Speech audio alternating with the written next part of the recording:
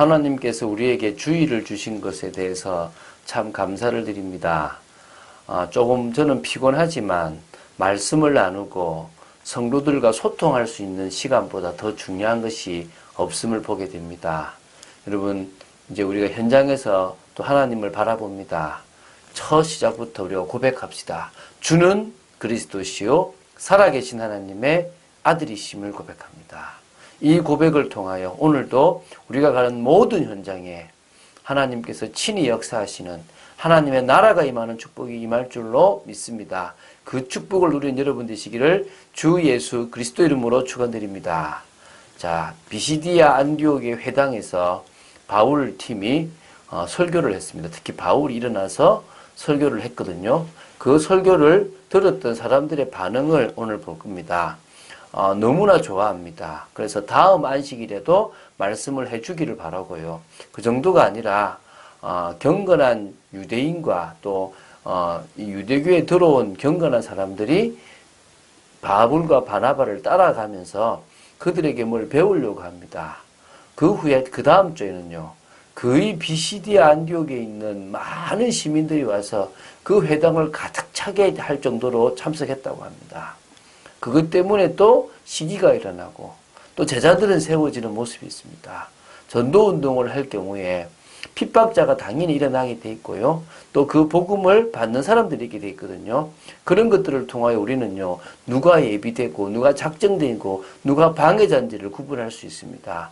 방해자가 있어도 되고 믿음의 사람이 없어도 상관이 없습니다. 우리는 이 복음을 전하는 운동을 계속하면 됩니다. 한번 보도록 하겠습니다. 자, 42절부터 오늘 42절부터 52절까지 조금 긴 내용인데요. 그 내용들을 한번 볼 겁니다. 한번 보도록 하겠습니다. 그들이 나갈새 사람들이 청하되 다음 안식일에도 이 말씀을 하라 하더라. 너무나 좋아서요. 다음에도 와달라고 이 말씀을 좀 해달라고 이 복음의 메시지를 해달라고 요청을 하게 됩니다. 그 정도가 아닙니다. 43절에는요. 회당의 모임이 흩어진 후에 유대인과 유대교에 입교한 경건한 사람들이 많이 바울과 바나바를 따르니 두 사도가 더불어 말하고 항상 하나님의 은혜를 은혜 가운데 있으라 권하니라. 이제 따라다니는 사람 뭐죠? 바나바와 바울의 설교를 듣고 그들과 함께 하면 되겠다. 그들에게 더 말씀을 듣고 싶은 사람들이 몰려드는데요. 유대인 중에도 있었고 유대교에 돌아왔던 이방인 중에서도 있었다는 겁니다. 그러다 보니까 두 사도가 그들에게 이제 말씀을 전하죠. 항상 하나님의 은혜 가운데 있으라. 이 말은요. 너희들이 들었던 그 복음의 말씀 안에서 살아가라. 복음 안에서 사는 것이 하나님의 은혜요.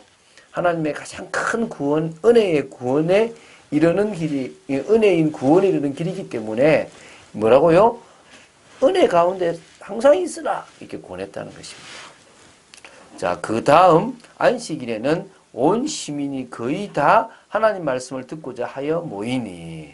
자, 이제 뭐 유대인들이 좀 폼 잡고 율법 이야기하고 자기들의 어떤 유대 전승 이야기하고 폼을 잡아야 되는데 자신들의 메시지에는 관심이 없고 오히려 이 누굽니까? 이 바울의 메시지를 들으려고 온 시민이 다 몰리니까 그것도 율법을 거부하는 것 같은 복음을 전가하는 부분에 딱 되니까 이제 뭡니까? 시기가 일어나기 시작하는 겁니다. 그래서 어떻게 됩니까? 그 하나님의 말씀을 듣고자 모인 사람들을 방해하게 되는데요. 그게 한번 보겠습니다. 유대인들이 그 무리를 보고 시기가 가득하여 바울이 말한 것을 반박하고 비방한 거를. 지금요. 온 시민들이 몰릴 만큼 그들은 이 복음에 대한 관심을 보이는데 그러면 유대인들은 더 복음에 대한 관심을 가지고 율법이 할 수 없는 그것을 이 복음이 하셨다라는 성경의 근거한 말씀을 들으면 맞구나, 이게 은혜구나 이래야 되잖아요. 관심 없습니다. 하나님 말씀에도 관심이 없었던 거고 바울의 이 모습에도 관심이 없습니다. 단지 자신들이 올라가야 되고 자신들의 의가 드러나야 되는데 그러지 않는 것 자체에서 이제 시기가 나기 때문에 바울이 말한 것에 대해서 반박을 하고 틀렸다고 비방을 하는 겁니다. 얼마나 그런 사람들이 많은 줄 아십니까? 참 안타깝죠. 바울과 바나바가 담대히 말하여 이르되 하나님의 말씀을 마땅히 먼저 너에게 전할 것이로되 너희가 그것을 버리고 영생을 얻기에 합당하지 않은 자로 자처하기로 우리가 이방인에게로 향하노라. 자, 원래 바울은요 이방인의 사도로 부름을 받았습니다. 그러나 바울은 항상 이 복음을 먼저 유대인에게 먼저 전하기를 마음에 먹었어요. 그래서 어디를 가든지 유대인에게 먼저 복음을 전하고 그리고 이방인한테 했습니다. 왜? 유대인이 복음을 거부하면 이제 그 먼지를 틀어버리고 이방인에게로 갔거든요. 또 그럴 수밖에 없었던 게 그게 오히려 그곳에서 이 말씀과 통하는 자들을 찾기 참 좋거든요. 제가 이렇게 전도하려고 문화센터도 가보고 주민센터에 있는 어떤 그걸 뭘 배우러 가는데도요. 크리스찬들을 만나면 할 말이 있는데 불신자를 만나면요. 이 복음에 관심이 없기 때문에 그냥 인사하다가 이 자신의 문제를 털어놓지 않으면 복음 전하기가 어렵습니다. 그런데 오히려 그곳에 있는 크리스찬들은요. 은혜 받고 있냐, 믿음이 있냐라고 이야기하면요. 통하는 것들이 있더라는 겁니다. 유대교에 있는 이 유대인들에게도요. 그런 것들이 있기 때문에 바울은 먼저 얘기를 했겠죠. 그런데 그들이 거부해버리니까 이제 뭐죠? 이제 너에게 먼저 전했는데 너희들이 이걸 거부해버리고 영생을 얻기에 합당하지 않은 자로 너희들이 자처하기 때문에 이제 우리는 이방인에게로 간다라고 하는 겁니다.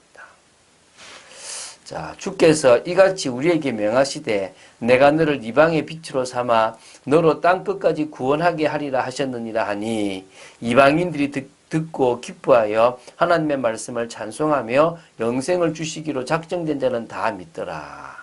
자, 이거는요 바울 팀이 이사야 49장 6절을 지금 인용한 겁니다. 여기서 사실 너는요 메시아를 말해요. 예수 그리스도를 말하거든요. 예수 그리스도를 이방의 빛으로 삼았고 너를 땅끝까지 구원하게 너로 말미암아 이 예수 그리스도의 능력으로 말미암아 땅끝까지 구원받게 하겠다는 건데요. 요걸 이 바울과 바나바가 확대 좀 더 해석을 하고 있는 겁니다. 여기서 이 너를 예수 그리스도 메시아가 아니라 복음 전하는 자신들로 확대 해석했고요. 그래서 자신들에게 이방의 이 빛을 전하는 사도로 전도자로 세우셨다. 나를 통해서 이방인들 땅끝까지 복음받게 하게 하셨다라는 걸로 이야기하는 겁니다. 그러니까 이 이방인들이요.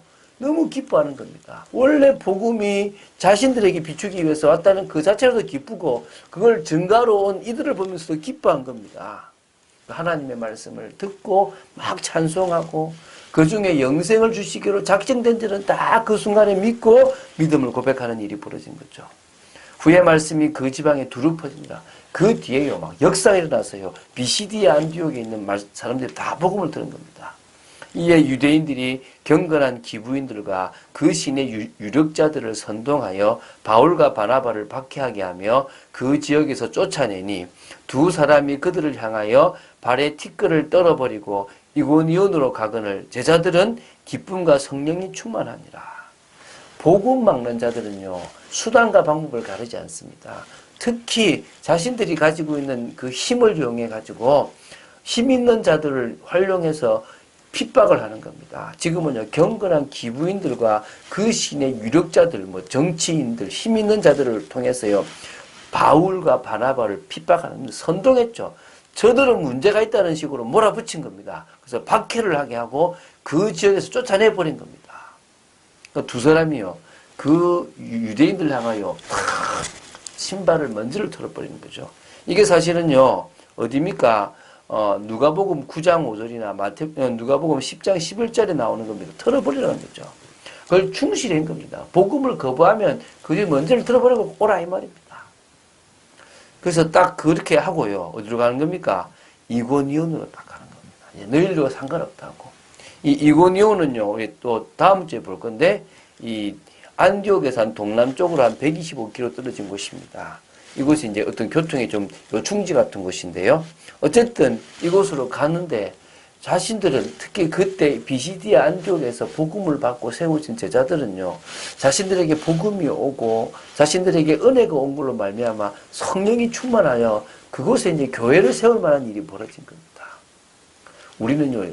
교회에 오게 만드는 게 목적이 아닙니다. 진짜 예수님을 믿게 만들어서 그들이 그리스도의 제자로 세우시게 만드는 게 목적입니다. 핍박자 당연히 있습니다. 주님을 따르는 자 당연히 있습니다. 그들의 우리는 관심을 가지면 됩니다.